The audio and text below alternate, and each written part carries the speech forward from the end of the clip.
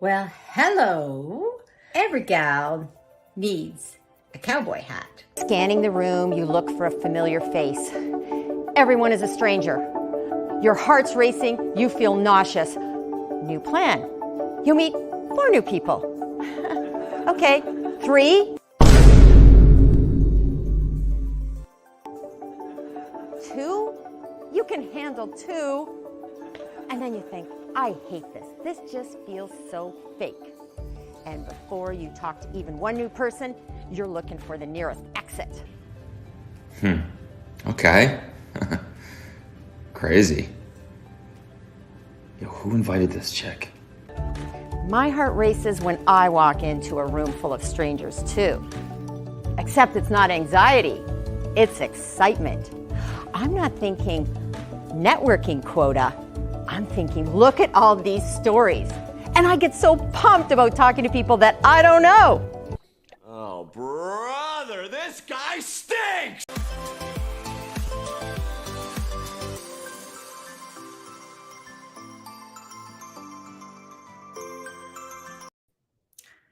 Hello, everyone. Well, stories. We're going to be having lots of stories today.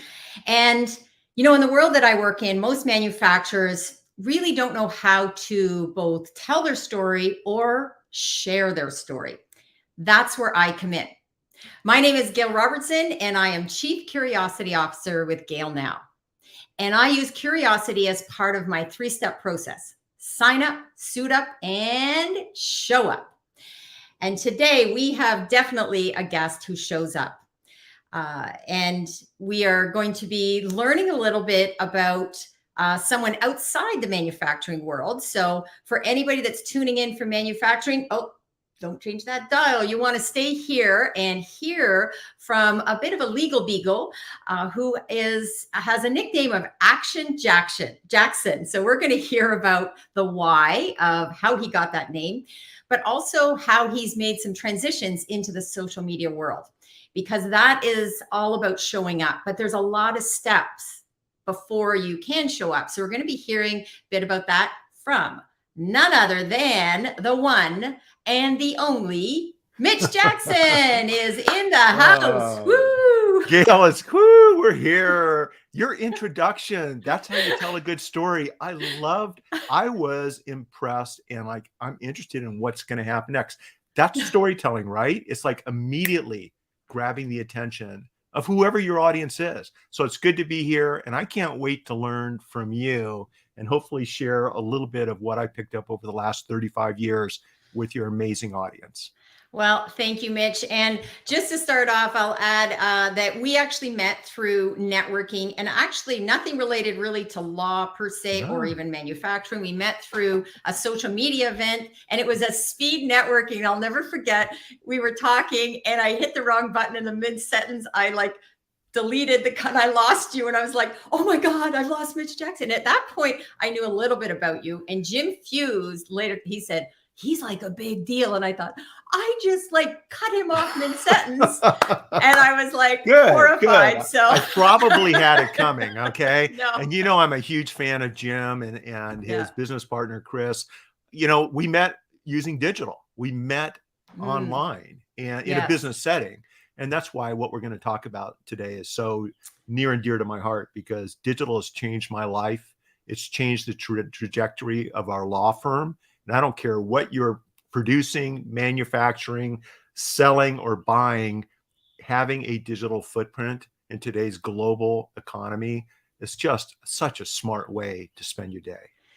Well, you are definitely the epitome of why that is so important. But before we get started, we do have some comments. So I want to just start with that, because these are our studio audience here today. And we have some great people. Everybody. We have regulars that come in, and I'm super excited to see. So we have, let me start with actually Dr. Amanda Crowell, excited joining from New Jersey. Amanda, I met through my heroic public speaking. She has actually helped transform a lot of the work I've done. She was amazing. She was one of the early people that told me curiosity was my superpower, and I didn't realize that. And I thank her for that. So Hey, Amanda, real quick, even though I'm in Southern California, I love New Jersey. My mom grew up in Point Pleasant, New Jersey. So a lot of good memories in that hometown.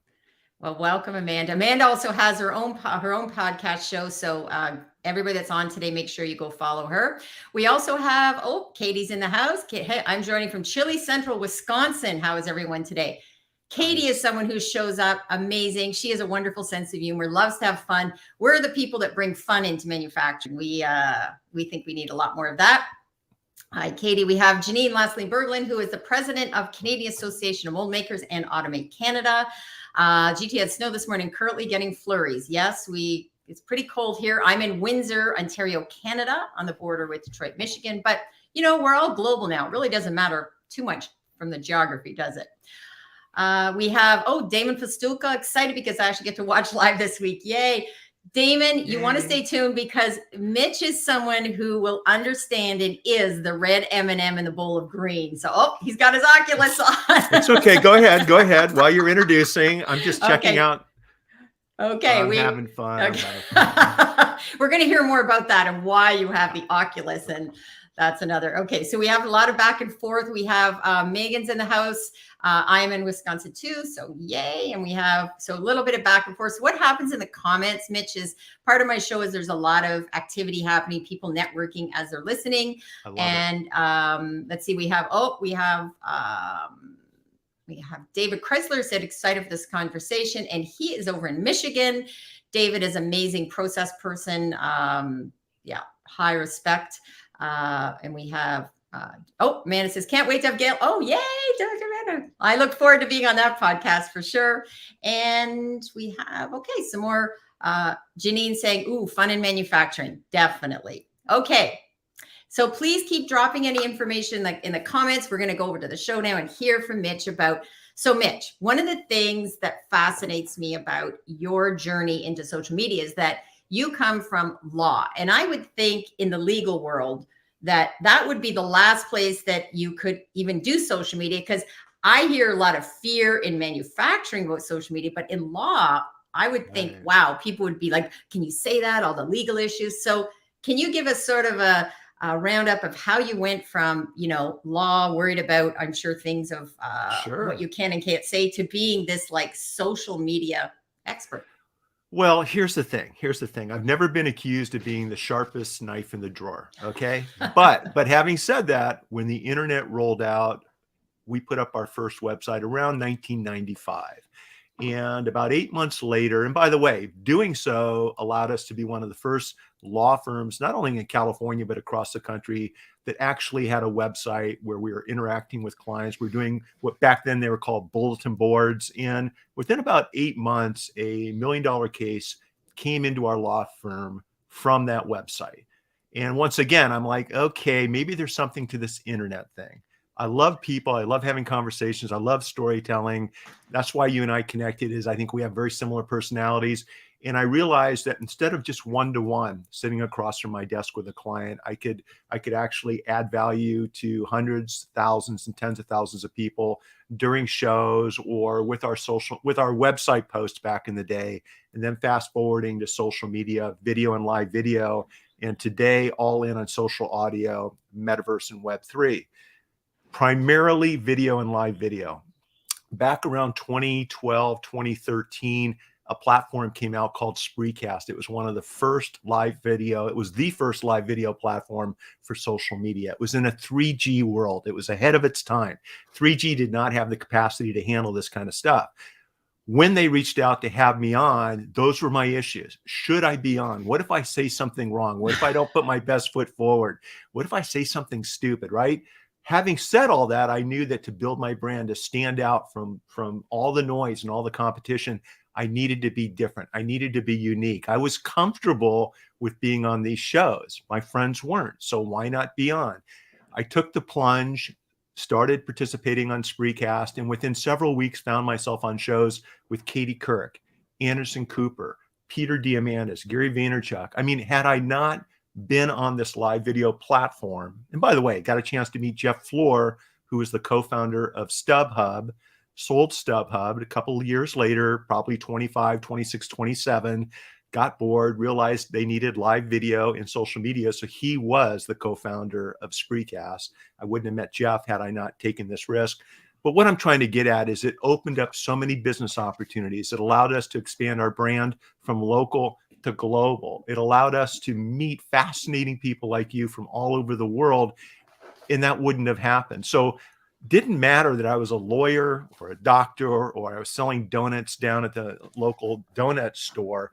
I think what matters is the ability to make new relationships and build our brands and create new opportunities, by wrapping our digital arms around these digital platforms. So that's the short story. You ask a lawyer a question, you're going to get a long answer. That was the short answer. Okay. Sure. I'll keep it shorter moving forward. Sorry. No, that is great because, one of the things a lot of the people I've had on my show recently have come out of the manufacturing world, but part of this show is about really having people that show up because we can learn so much from other industries and other areas. And sometimes I find we get a little stuck in our own world. And if you get stuck there, you don't really see what's happening elsewhere. And coming out of marketing, I've learned the best things by going to trade shows, completely, picking up ideas at trade shows, unrelated to anything I'm doing, because you sometimes learn from other people, right?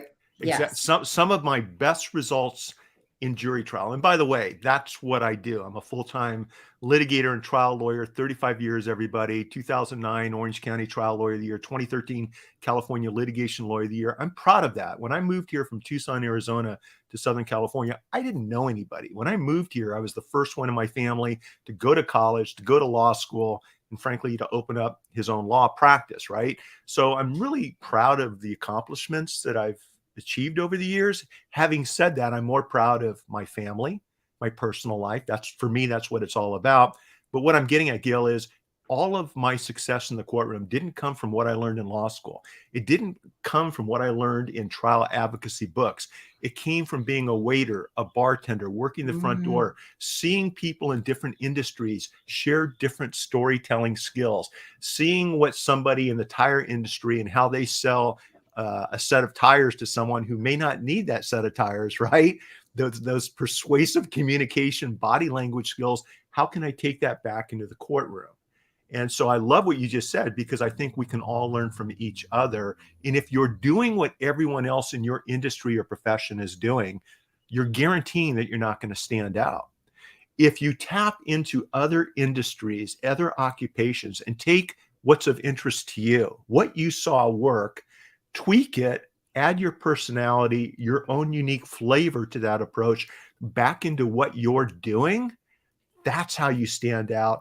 That's how you become unique. And that's how you build a brand that, frankly, 99.99% of your competition is never even going to try, because they're afraid, they don't know how to go about doing it, and they're not going to give themselves permission to take that additional step. It's not complicated to do, but it does take the need for you to give yourself permission to take that next step.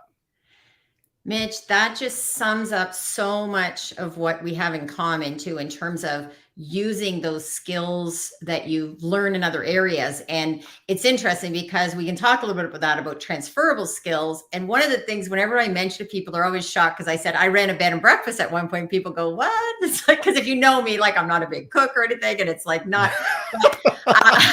So there are a lot of hungry customers at your bed and actually, you know what? I learned to specialize. I learned to niche. I had a couple of specialty dishes, and instead of I really kept it very simple and learned that, perfection is the enemy of good.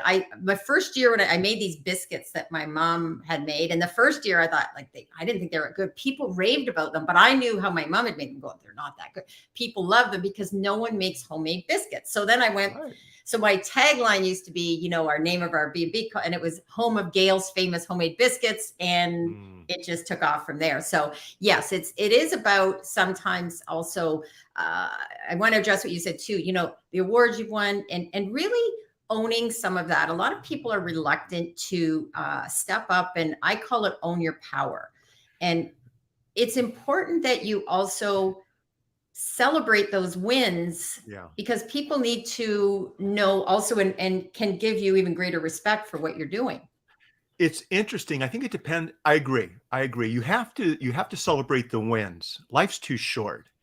But I also think in some cases you have to toot your own horn, because oftentimes no one else is going to toot it. It's how you go about it. It's what you say and how you say it. And that applies to pretty much everything in life. I'm in a unique occupation. I'm kind of a hired gunslinger when it comes to litigation and trial. Sometimes people, families, companies, this is their last opportunity to survive, whatever the issue may be. It's a life-changing issue. They want the fastest gun in town. And so for me, I can comfortably reference those two items or share other accomplishments at my website, because Gail, if you're looking for that lawyer that's going to win the case, you want to go with the best. And so my occupation is a little bit different than many, whereas, I think I do need to let people know that if we're going to be in a gunfight, I'm going to be the last one standing. And but having said that, it's even more exciting than that. And what I've learned is the brighter the light I shine on other lawyers in my community, other lawyers across the country and across the world, what I've noticed is the relationships that I build naturally flow into more referrals into my law firm. So one thing I figured out, especially as social media started to develop, and we don't have to hop in a plane to fly up to Canada to meet each other. You and I can meet on a Zoom just like this. What I notice is it gives me a chance to shine a light on as many amazing human beings as I can and make it all about them, as it should be, and your accomplishments both locally and globally. And what I've noticed is by making the conversation about the other person, it's really helped my law firm build the brand that we've built. And it's helped me bring in some of the cases that we've been able to bring in through social and digital. And I think this approach applies, I think, to your clients and your audience also. I think it's pretty short-sighted when people spend all their time slamming the competition. Okay. Consumers don't like that. And whether you think that we do or we don't. There's too much negativity in the world right now, especially after the last, 2 to 6 years, depending on how far back you want to go. And what I've noticed is that by holding each other up and supporting each other, and if I have a lawyer who's a competitor in town that's doing some amazing things in her Rotary Club, to clothe, the homeless, to provide clothing to the homeless or feed the hungry, I'm going to do a show and put a big bright light on that person and all the good things that their law firm's doing. They're probably going to try to figure out, why is Mitch doing this? Well, I'm doing it because it's the right thing to do, number one. Yeah. I'm doing it because the consumers that are tapping in and watching the show or listening to the podcast or watching this presentation in the metaverse, they're getting a kick out of this new information and what they're watching happen in real time. And they're going to know that we're actually good, genuine human beings that care about our community, that care about our country. And I think from that comes the business, from that comes the sales, from that comes the relationships and the new opportunities that just aren't there for people and companies that go through life with these binders on, where it's all about me, it's all about me, it's all about me. That's great, but I don't think that's the formula or recipe for a life full of tasty biscuits. I just don't think that's the way to roll. And that is so true, because you also don't want all clients. I mean, not everybody is the right fit. And I found in exactly that in different work I've done, different clients, it's that there is room. If you believe that there is enough, you will have enough. If you believe that, I got to grab onto everything, you will often find that you will have less. And I have definitely seen that in the world of marketing. There's so many people, even some people on this call, or I know that have tuned into my show, that I want to do shout outs to people, even though technically they're a little bit of a competitor, but not really, because I can't do everything that they can do, and they can't do everything I can do. So how can we work together? Look, we're all human beings. Let's start with that. Yeah. When people say, Mitch, what are your 3 priorities for success? What have you learned over the years? And my father-in-law was a milkman before he retired. And when I say he was a milkman, before I met him, he had a year of community college here in the States. He was loading milk crates on the back of a milk truck. When I met Mike 20 years later, he owned his own dairy distributorship. 3 beautiful daughters, retired at the age of 52, very successful, wise human being. But we were pulling a ski boat. And so he's one of the most impressive, intelligent people I've ever met, both he and my mother-in-law. They did this together as a team. but we were pulling a ski boat out in the desert on one of my first dates with his daughter. You know what? It wasn't. This was after I was dating his daughter for 3 to 4 years. And I said, Mike, what would you think if I asked you permission to marry Lisa? And he pulls the truck off the road. He's kind of a big guy. I'm a big guy, but he's bigger than I am. And I'm like, oh, I think I just asked the wrong question. And he looked at me and he goes, I'd love to have another son in the family, but you need to tell me that you understand Mike the Milkman's 3 keys to success. I'm like, oh man. I said, well, I don't know what they are, Mike, but I have a feeling I'm about to find out. And these 3 keys to success have helped me not only as a husband, as a father in the family, but also in my practice. And the 3 keys are, he goes, don't get them mixed up. Number 1, take care of your health, your physical and emotional and mental health, because unless you're healthy, you're not going to be any good to my daughter, someday my grandkids, your family, your neighbors, and your friends. Number 2, take care of my daughter, your family, your neighbors and friends. Number 3, take care of your business, your occupation, your profession. If you want to be a lawyer, that's number 3 on the list. Don't get those 3 priorities mixed up. Now, it's easier said than done. And sometimes you have to adjust and pivot and reorganize and take a deep breath and take a step back. But I think that people that understand that it's health first, family second, your job, your occupation, or your profession third, are the ones that have long, happy, enjoyable lives.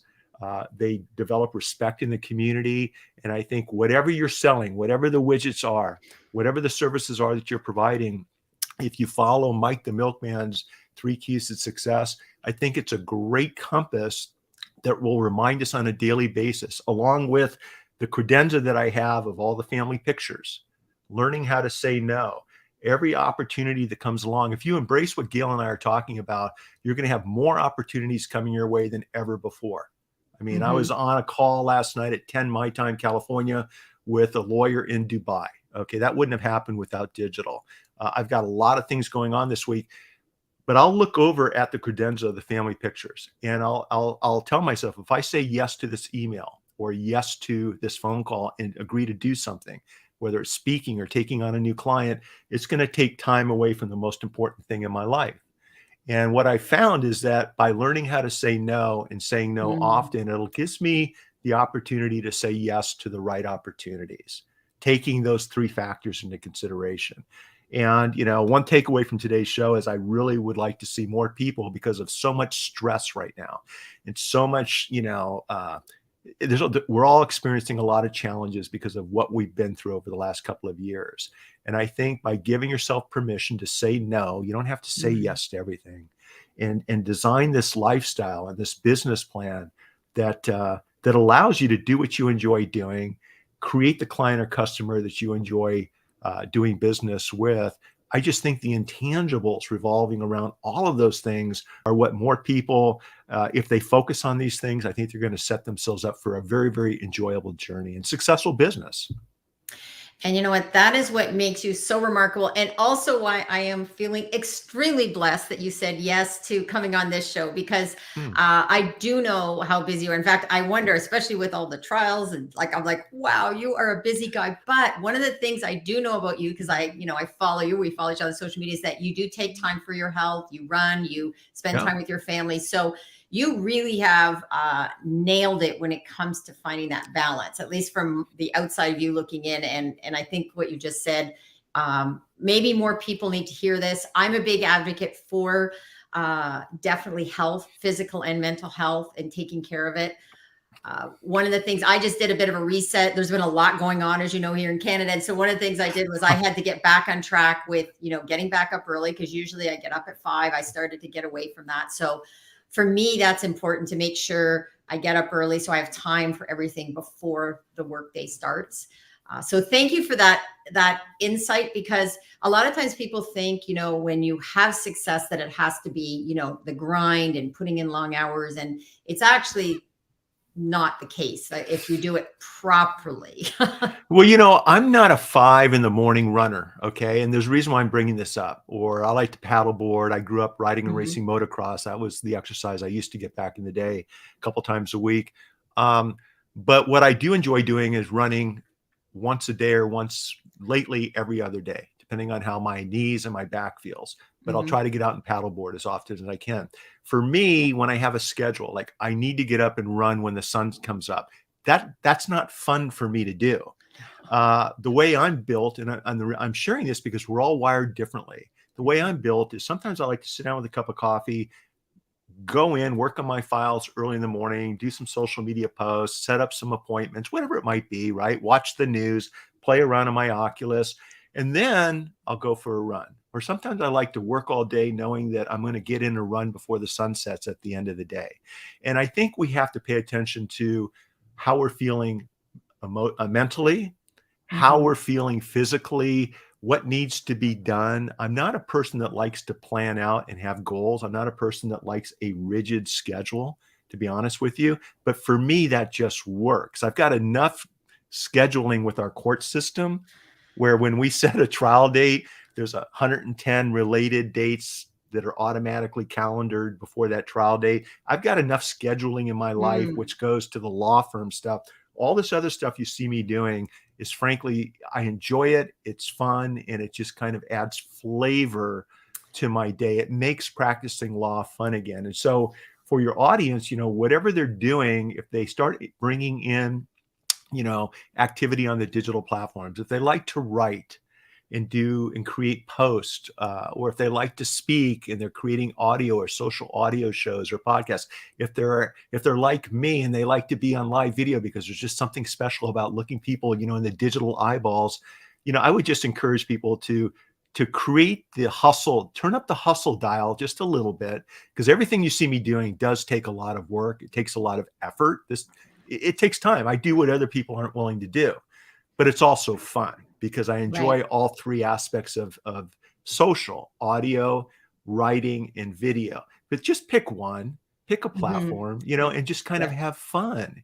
And I think that's what makes life kind of enjoyable. It's been a fun ride the last, 95 is when we rolled out our first website, and I've been on social and digital ever since. And it's been 25 years. I mean, whatever the numbers work out to, 20 years. I know that doesn't seem like 95 seems like, a couple of years ago. It's funny when you it goes by like that. It does go by very quick. I want to put something up because I think what you said is really important. And then I want to get to a couple of the other points we talked about, including the hang gliding and some of the other tips but this is also, I think, important to talk about that mental and physical health. And I know for myself, I had to make a decision, and a lot of it is, and I believe you were like this too, is like mindset. You have to also determine, is this a priority? And if you don't make it a priority, you're probably not going to find time to do it. So for me, now I need to get my workout done in the morning because I must do it in the morning. That's part of my process. One thing I will say, I do a cold shower every morning. I heard about that on a podcast. Now that has been life-changing. If I don't have my cold shower, and I mean an ice cold shower, and it's just a quick one, but that just can get me off kilter if I don't do it first. But Megan wrote something here, and I know she has been very active on. She says, I've not been able to work out for the last few months, and it's really affected my productivity as well as my mental health. I really need to sit down and figure out how to get back in routine. I need structure. And when I don't have it, I'm a hot mess. That, Megan, you are not alone. I got away from that. And it's amazing how we often think we don't have time to do something, but yet we'll sometimes, I've done this, gee, I don't have time to go work out, don't have time to do this, but I can still binge watch something on Netflix. So there are things, it's that balance, I think, right? And, absolutely. I mean, welcome to the hot mess club. We're all a hot mess, right? So you're not alone, Megan. So here's the thing. One thing I've realized, and imagine like as a lawyer, there's all these deadlines and client expectations. You got the judge telling you what to do. Even in my profession, what I realized is, guess what? The sun comes up tomorrow. And the file that's sitting on my desk that some lawyers will be working on till 11 at night, whatever, it's going to be there tomorrow. Okay. In other words, we actually have more time than we think that we have. And we need to take it easy on ourselves. So like, for example, when I stop running, let's just say my ankle swells up or my back hurts or whatever happens. What happens when you're a runner is if you stop running, it's hard to get back into the swing of things. Your endurance, your breath, the distances, your pace, and it can be kind of mentally debilitating where, well, I'm not going to go out for a run because I can't keep that same pace. I don't want to be walking on my run. And so you can almost talk yourself out of going on that run. What I've noticed about all the above is that motion creates activity, and motion creates passion. It creates results. And just by going out, for me, strapping on my running shoes, and I start off 3 times slower than I normally would. And maybe I stop, walk a little bit, catch my breath, kind of test out the knee, pick up the pace again. At least I'm out getting the endorphins kicked in. What I've noticed is just that motion is what allows me to take that next step, and literally and figuratively, and get the things done that I want to do. But so many people don't start the motion. Okay. So whether it's getting your foot out the door, whether it's whatever your activities are, whether it's yoga, whether it's painting, whether it's a karate, I mean, whatever it is, it's just showing up and just going through the motions. Even if you're not in the mood, you don't have to be an Olympic athlete to start this whole motion thing. But I will tell you, once I get myself out the door, it's like everything changes. And even Sunday morning, I went for a 5.5 mile run. It was hard. It was just not the day to go running. My body was saying thank you. When I got back, I was tired. I was sore. I was hurting. I was kind of stiff. My back still hurts. For some reason, I'm having some issues. But my body was saying, Mitch, thanks for getting me out the door. I really needed that, the air on my face and the air in my lungs. And what I knew is that afternoon, I sat down and worked on a couple of files, and I was a better lawyer. I was more focused. I got more done in less time on the files that afternoon because of that decision to get my butt out the door that morning. Okay. So just put things into motion. That's the key right there. I love that. That is very important for all of us to hear. And I think if nothing else, if we all take that away, one tip today would be, when you're taking care of that rule number 1, your mental and physical health, you will be more productive. And it sometimes seems like counterintuitive to us, but it does work. So speaking of, taking motion, I do want you to maybe tell the story about hang gliding and how that led to a lawyer looking at, you were offered a $1 settlement and ended up with a 1.25 million. So I like that story of that connection of, because there's a couple of things in here, takeaways about getting outside your comfort zone and motion and, trying something new, which is what I always encourage with my sign up, suit up, and show up, is that first you need the mindset. Then you've got to do the suit up is doing your research, getting ready, the preparation, and then you can show up. And it's a whole process when I work with clients in manufacturing, because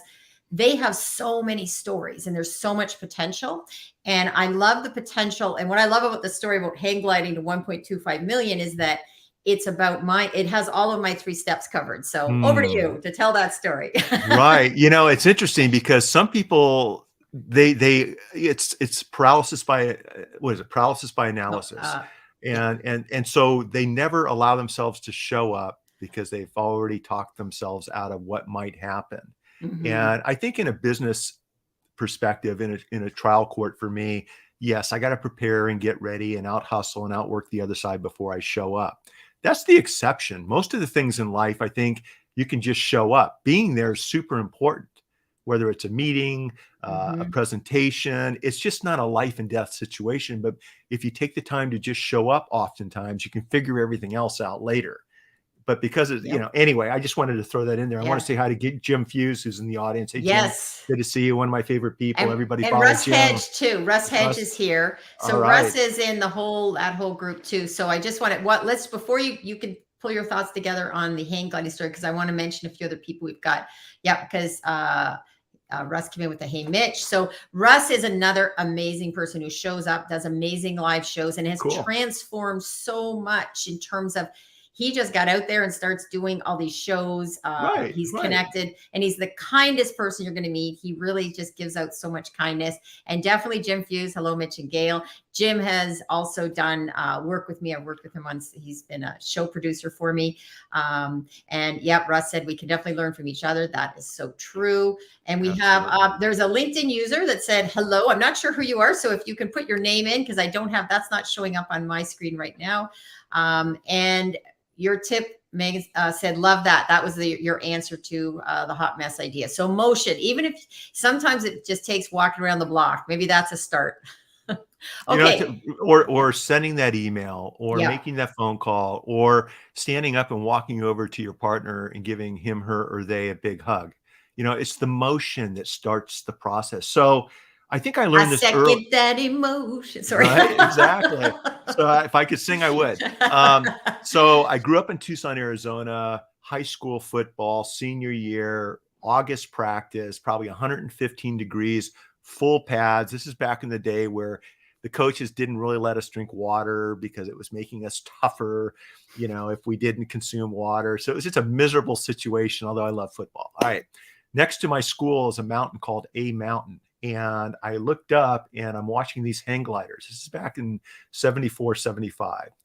Watching these hang gliders fly off of A Mountain in the cool desert breeze and thinking to myself, that looks so cool. It's like they're flying around like eagles. This is when the sport just started, a few years into the sport. And a buddy of mine decided, you know what? That could be us. We need to take hang gliding lessons. And we asked our moms and dads, and they probably didn't know what we were getting ourselves into, but they said, that's fine. And so the following week, we found us on a Wednesday night down at a place called Summit Hut in Tucson, Arizona, that taught hang gliding lessons. And it was called ground school. And it was 4 weeks of evening ground school. And we started to learn, what hang gliding was all about. Fast forward to about a month later, we're down in Southern Arizona at Sonoyta, running down these big grass hills with these hang gliders on our backs, running. And all of a sudden our feet, it's this in the air. We're not touching the ground anymore. And it's like, oh, this is pretty cool. Fast forward about a year after that, and we were flying all over Arizona and California and had acquired our Hang 4 expert hang gliding ratings. And we were flying, for hours at a time, miles above the ground. It's just, it was, from looking back, it was one of those situations where it's something I would like to do, but I'll never be able to do that. To, well, let's just make that movement. Let's just take that first step, right? Baby steps. I don't need to be an expert hang glider pilot, but I do need to kind of taste this sport and see if it's something for me. Well, what I learned from that experience was what we've already talked about. Oftentimes, it's just a matter of taking short, easy to digest steps, one step at a time, not really knowing where it's going to take you, but you're enjoying the journey and you're having fun while you're doing it. I think that's super important. Fast forward to practicing law. We had a case where we were representing the family of a family who lost their 16-year-old son to a very tragic, wrongful death jet skiing accident, a head-on jet skiing case, watercraft at Lake Havasu, right at the border between Arizona and California. And it was a very, very interesting case, very sad case. But a lot of friends of mine were telling me, don't take this case. It's going to be difficult to take. It's going to be transferred to federal court where you need a unanimous jury verdict. In California State Court, we only need 9 out of 12 jurors to agree on each element of a cause of action. And we went ahead and took the case because, number one, I liked the family. They're a personal referral to my firm. Number two, back then I was riding watercraft and jet skis, so I had a pretty good idea of what happened, and it wasn't what the other side described. And we ended up having to go against one of the top lawyers out of Arizona, defense attorneys, where they made a $1 settlement offer on this wrongful death case. So I hadn't tried a lot of cases up until that point, kind of a new lawyer, probably 8 years of experience. And what I realized was, just like standing on that football field back in the day, I believed in what I needed to do. I believed in my ability, if I just took baby steps, to take this new file, do the discovery, and get it ready for litigation in the federal court. And I think that early high school experience empowered me to represent this family. And the jury came back with, back then it was the largest wrongful death jury verdict that year in that particular district court. If I recall correctly, it was written up in the Daily Journal, which was back then, everyone remembers what newspapers are, we used to have a daily newspaper. So they do this big profile on outlying cases, on unusual cases. But what captured everyone's attention is when the Daily Journal reached out to me to profile me in this on this court case, which was, it was exciting to be able to bring this home for the family. They wanted me to send them a typical headshot, lawyer headshot. So this is how I was thinking back in 94, 95. What we sent instead was a picture of me jumping, a big jump on a motocross track. And so it's like motocross lawyer wins huge wrongful death case, and this is what Mitch did. But that unique difference in how, a lawyer's being portrayed in that particular publication, which normally it's your typical profile picture, it changed everything, because all of a sudden I had lawyers from around Southern California, which is a mecca for motocross racing, reach out to me. Mitch, I ride too. Let's get together. So that transitioned to a group of us, 10 to 12 of us, every Wednesday morning would go down to the local tracks and ride for 3 or 4 hours. There were 2 judges that would join us. And it helped me develop this core new community of lawyers in a tight-knit community that I wasn't a part of back then. So I built new relationships, new referral sources. We had fun together, really cool guys back then. I don't think we had any women riding with us back then. We should have, but we just didn't. And so it's like all of these things kind of came together that allowed me to continue building my brand. And it all falls back to giving yourself permission to take that first step, giving yourself permission to trust yourself, to take on activities, business risk that you might not otherwise do. Because if you're successful and if you've properly trained, you're going to get the outcome 9 times out of 10 that you're expecting. And I'm not sure if that's the story you want me to tell, but that's exactly my takeaway, so. Well, that's exactly it, because a couple of things, takeaways from that story for those in manufacturing, in particular, and the people that I work with and work alongside, is that that's really a story about, getting outside your comfort zone, taking risks. The story of that motocross photo is also being that red M&M in the bowl of green. And I want to give a shout out to Damon Festuca, because that is what he talks about. And I've used it. And, you want to, a lot of times people are reluctant to step out and be that red M&M, but it will pay dividends. And the other thing is, you don't always have to be the stuffy, headshot. You can actually show a little bit of your personality, a little bit who you are.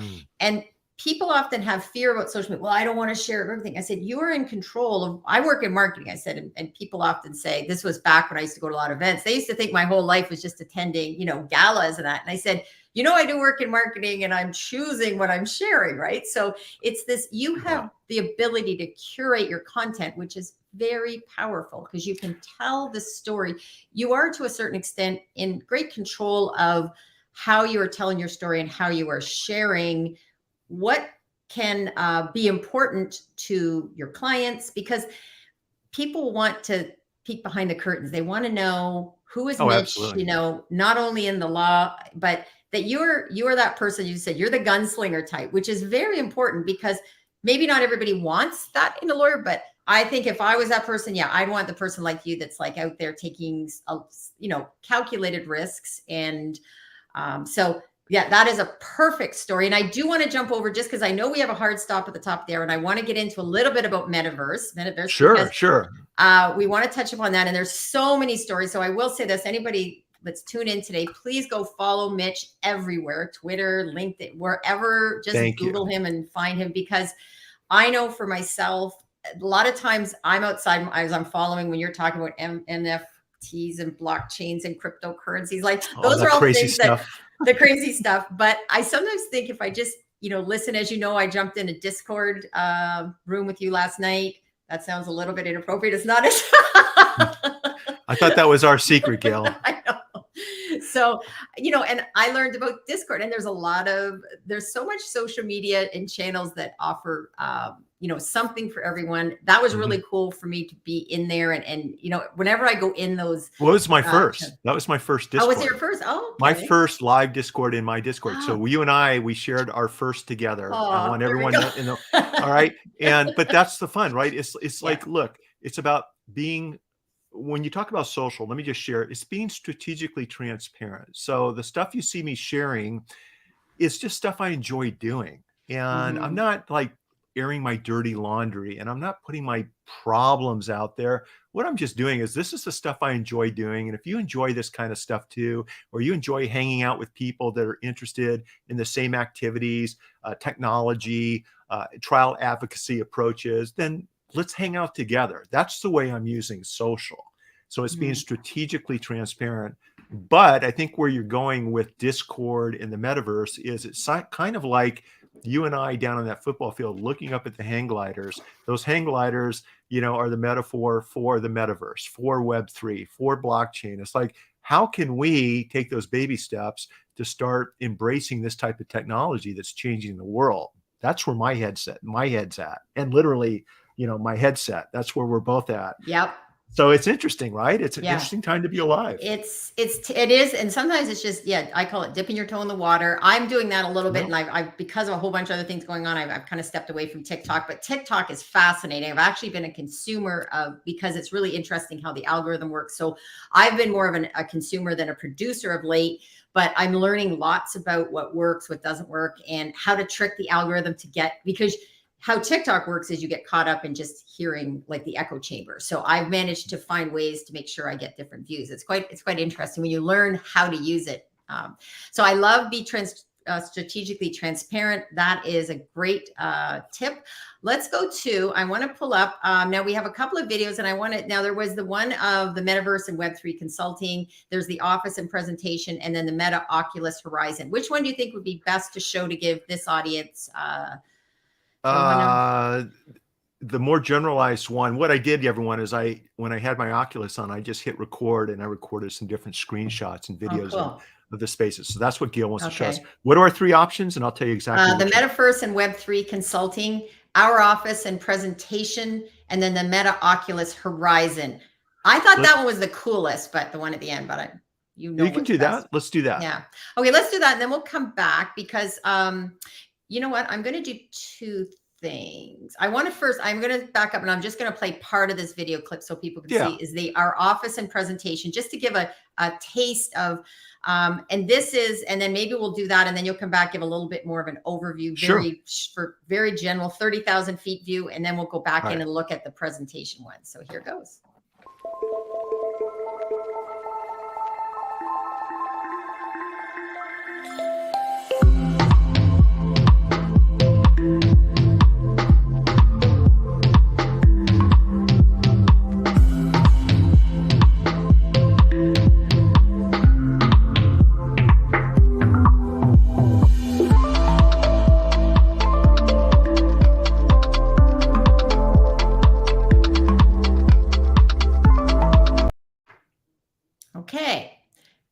So that was your office in the metaverse. That was in engagevr.io, a free conference room. Takes about 30 seconds to set up. You click a link. You can add videos, photos. You can bring in objects for manufacturing. You can bring in the products and services that you manufacture. You can bring them in 3D. You can hand them to a client. You can rotate them. Pretty amazing technology. And that service is about $5 a month. Wow. We might need, and I know because the clock is ticking on, and I think there's going to need to be another show down the road. Maybe once I learn a bit more about this, because you're right. I think this would be fascinating in the manufacturing world because it's all about showing and not just telling. So that is fascinating. I just want to jump over to this one briefly. We're going to give kind of a few snippets and then come back and start to wrap up because there's so much more. We're good. Absolutely. Okay. I just jumped off my second virtual meeting this morning over in Spatial, which was a game changer, everyone. Brought in 2 new clients, I believe primarily because of the virtual experience that we offered them and the very realistic, intimate interaction that you can have in the metaverse. Anyway, once I bounced out of that, I hit the record button and jumped over to one of the galleries, the NFT galleries, on the spatial.io space, just to show you what it looks like. I'm sitting on the couch in my Oculus home base with the video of the spatial gallery playing. I just wanted to show you guys what it looked like, show everyone what it looks like, because it's pretty amazing technology, especially if you're using Oculus 2. It works on all devices, but the headsets really make a difference. Interesting. I forgot about that one. That is, I've been in one of those. It's like, even though I didn't have the headset, there's still it's a fascinating experience. It is. It is. Yeah. And so that's a gallery in spatial.io. Once again, it's, available in a free or $20 or $30 a month.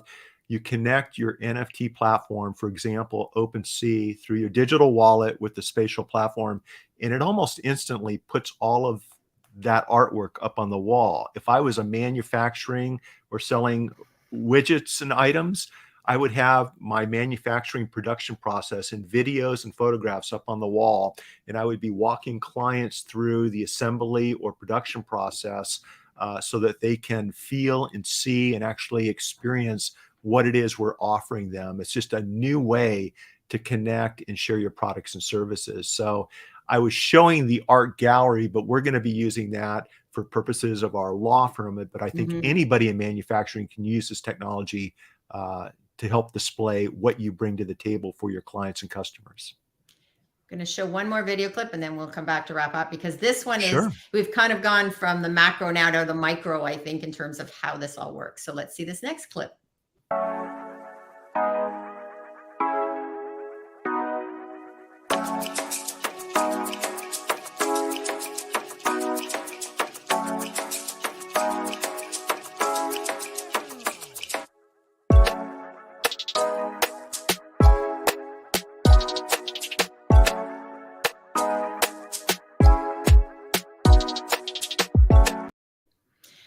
Okay, so this I could see, so someone doing a presentation, and if you can't be there in person, you could actually have something on the screen. The person there, is that an image of someone using an Oculus, or is that? It was. So that was a friend of mine who we met and we're both testing out. It's called Horizon Workrooms. And you're sitting at your desk. You're using your keyboard, you're using your laptop, and it's your office. And so everything you can do right now with your desktop, you can do in that space. You can change the configuration of the tables. You can change the configuration of your office space from city to country to whatever you want. You can display videos, photos. There's a whiteboard. You can have meetings with people from all over the world. I think the largest meeting we've had so far was 10 or 15 people. And it's this professionally intimate environment. It's in beta right now.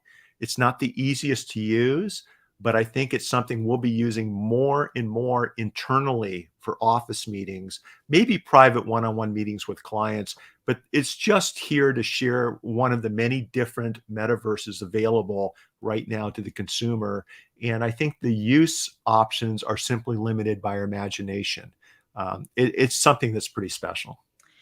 Well, it does seem like that hang gliding story. You stand back and look at this and go, oh, that seems so much. And, I did think like that about TikTok once upon a time when I looked at it. And then I had my son show me, and then little by little, it's like anything. I can remember way back when Facebook and people talked about writing on a wall, and that seemed like craziness. What do you mean write it? So it is true. When you look back, you go, oh, and Twitter, don't even get like Twitter was like, yeah. So here's the thing. This is not rocket science. If you can create and share a Zoom link, you can actually very easily, within 5 minutes or less, create any of the spaces that you just saw.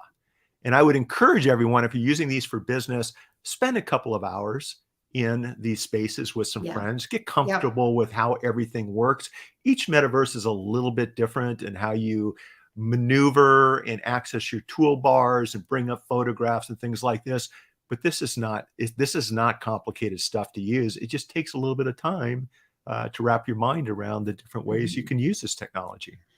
And I did a couple of times jump in on those. And you're right. Once you it seems awkward at first, but then once you get in, and then I was walking around, we were in that bar area. I remember people were talking, and it was like, wow, this is it was very, very cool to be looking around and watching and following. So let's start to wrap. So we have talked today definitely about transferable skills and how you've used all of those transferable skills from hang gliding through to everything in law. And like you said, you've, I think, been a waiter or bartender, right? And those are all skills that whatever you've done in the past, it can come back to be used. And for people in manufacturing, I really hope today if anything, they take away those tips that, it does take getting outside your comfort zone, being that red M&M, and also, you will have great success when you do this. This is what I think. Sometimes I want to go, how can you not get this? Especially in sales. Like if you want to sell more, this is it's like a candy store. I love the red M&M example. And if you want to be like everybody else, if you want to be swimming in a sea of sameness, then do what everybody else is doing. But if you want to build a brand and a lifestyle in a business that few people do, then be different. Right? Give yourself permission to take calculated risk and be the first in some of these spaces. And yeah, I mean, it's just, how can you afford not to do this? When people go, well, Mitch, how do you spend so much time doing all of these things? Number one, I enjoy it. Number two, how can I not afford to spend time doing what I'm doing? I'm building a global brand, and I have been for decades. And it's by far the best business decision I've ever made in my life. And guess what? The internet and Web3, it's going to 100x everything that you just saw. I mean, when it comes to brand building, everything I've just done is just the foundation to what the next 10, 15, or 20 years is going to bring to my firm, to my friends, and to my family. That's how all in I am on this. I'm leading horses to water, but I'm not going to try to make anybody drink. And with my lawyer friends, okay, it's like, this is where they need to be. That whether or not they take that movement and take that next step, that's going to be up to them. I don't have the time or the inspiration or the drive to make anybody drink the water, but I do want to share what's working and what the future of business is. And that's what we've talked about today. So it's been a lot of fun, Gail. That has been great. And one last thing before you head out is that, how do you feed your curious brain? And how do I feed? How do you feed your curious brain? And I think we've answered it all today, but is there sort of one thing that's like, that yeah. do a shout out to? Yeah, I look, back in the day, I used to read a lot of books that had nothing to do with the legal profession. One of the books that I think really changed how I try cases and how I interact with clients and opposing counsel and judges is Bob Berg's book, Adversaries and Allies. I'm a big fan of Bob. He's a friend of mine. And that book is a people skills book, probably one of the best books I've ever read. I think it applies more so to social and the metaverse than in real life. Okay. I love checking out articles and posts right now on digital that relate to Web3 and the metaverse. That's what keeps life interesting for me. And then just connecting with people that are of like mind, that like trying new things. One reason you and I connected, Gail, is that we're both showing up in the same spaces, and we're both asking questions, and we're both trying to shine a light on other people that are doing amazing things. So for me, that's how I keep things interesting. And of course, I like the legal twist. When somebody does A, then how does that affect the legal aspects of B, C, and D? So for me, there's always a legal component to what I see everyone doing. For you, it might be a marketing and branding component to, where everyone's talking about NFTs. That's great. What's the marketing and branding and business side of that as it might apply to my audience, to my community? So that's what keeps me interested. That and paddleboarding. Yes, I love paddle. I'm a cyclist. I can now say that I've got into cycling. I can't wait for the nice weather, get back out cycling. Thank you so much. We're wrapping up. I know you've got a hard stop at the top hour. Thank you for your time today. Thank you for sharing so many great tidbits for the manufacturing world. And I'm going to put you to the green room, and I know you probably have to head out. And I think I've kept my word that we are actually, I think you have like a minute before the top of the hour. We're good. You can do no wrong. And I appreciate you having me on your show. And if there's anything, if you ever want to circle back and maybe do a show from inside the metaverse together, you got a date. You'll be my first. Okay. Yes, I want to do that. And please drop in. You have a podcast. So in the comments for everybody listening today, we didn't get to that. I didn't get to put that all up on the screen, but go listen. You have some great short podcast clips with interviews with people. So thank you, Gail. Yeah. Everything's available at mitchjackson.com. So if people click over to there, that's my life. Either you're going to love me or hate me, but either way, I'm glad our paths have crossed. Thank you, Gail. Okay. Really have a great day. Bye. You too. Bye-bye. Bye. Wow. Okay. Mitch Jackson is, every time I cross paths with him, I'm just blown away. And I've actually been in the metaverse with him and with other people. It's a fascinating place. There's so many questions that I still have about all of this. We didn't even get to really scratch the surface. So I would recommend that you go to mitchjackson.com, follow him on all parts social media. And even if you're uncertain about it, I would recommend you give it a shot to go in and try, especially in manufacturing, want to try what it's like to go into some of these worlds. And you don't even need the Oculus. You can go in just with your laptop or I think even your phone at times too. So I will tell you, I do not understand all of this. I am still, when I hear things like NFTs and cryptocurrencies, all of these things are a challenge. But it's an exciting world that we're in, and we have so much opportunity. And like Mitch said, you know, a big part of how he's grown his business is because he's done those things. He stepped outside his comfort zone. He's tried new things, and he didn't always go into it thinking, I'm going to be an expert at this or I'm going to win at it. In previous talks with him, he does say this, that, you know, what's the worst that's going to happen? The worst that's going to happen. Okay, I didn't like it. I stopped doing it.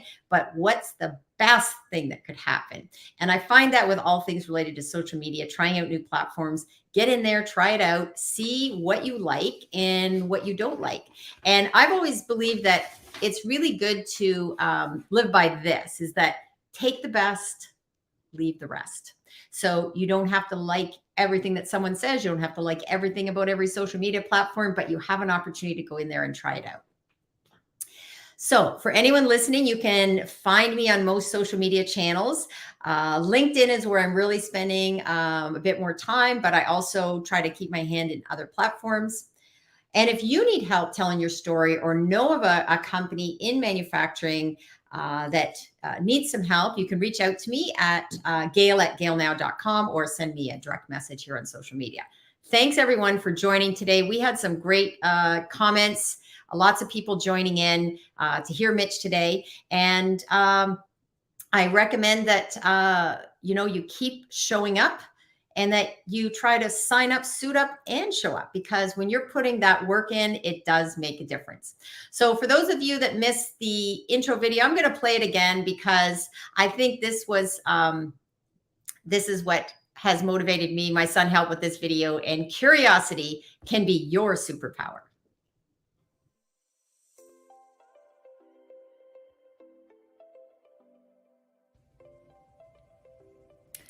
Well, hello. Every gal needs a cowboy hat. Scanning the room, you look for a familiar face. Everyone is a stranger. Your heart's racing, you feel nauseous. New plan. You meet 4 new people. Okay, 3. 2. You can handle 2. And then you think, I hate this. This just feels so fake. And before you talk to even 1 new person, you're looking for the nearest exit. Okay. Crazy. Yo, who invited this chick? My heart races when I walk into a room full of strangers too. Except it's not anxiety, it's excitement. I'm not thinking networking quota. I'm thinking, look at all these stories. And I get so pumped about talking to people that I don't know. Oh, brother, this guy stinks!